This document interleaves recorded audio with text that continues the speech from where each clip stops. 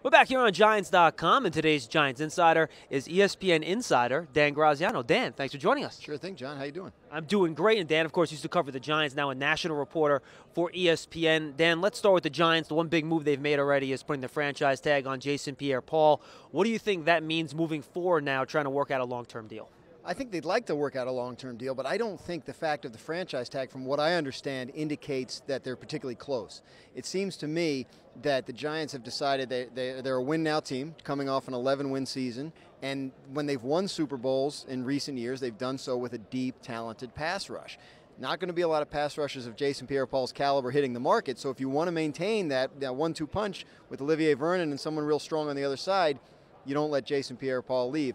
And my understanding is they haven't given up on the idea of bringing back Jonathan Hankins. So that would be a heavy investment in the defensive line, but they like to invest in the defensive line. That's been very good to them as a plan in years past. And we're at the Combine here, so obviously we'll see the draft prospects later on in the week. How do you think this draft class and how it's structured in terms of strengths and weaknesses is going to affect how teams approach the free agent market next week? Well, I think it depends on the position. Like we talk about offensive line, and we hear a lot about this draft not being very deep there in terms of offensive line. So maybe that helps a free agent offensive lineman because maybe a team looks and says, I don't think I can find my win-now answer in the draft.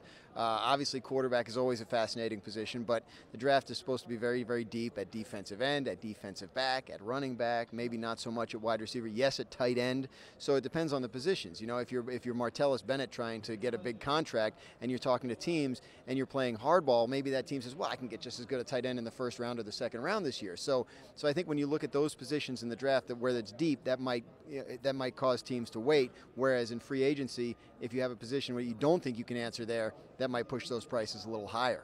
Final question. I know the prediction market is tough this time of year. What do you think the Giants will do in free agency? And then how do you think they're going to handle the draft, specifically their first-round pick?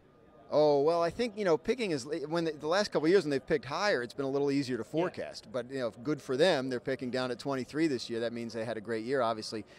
In terms of the draft, I mean, I could see them going tight end if it's a strong tight end draft. That seems to be a position they've struggled to address. But always, I mean, they seem so focused on defense. And they won so many games because of their defense last year that I really wouldn't be surprised to see them to look that way again, even whether it's a pass rusher for the long term, because, again, Jason's only one more year, unless they do something, whether it's a defensive back, always looking for a safety, it seems like. Even with Landon Collins' great year, they're not all the way sure who they're going to pair with him long term. So I feel like it's defense, as crazy as that sounds after all the money they spent there last year, but it worked out well for them. Dan, great stuff. Appreciate it. Thanks, John. Dan Graziano, ESPN Insider, right here on Giants.com.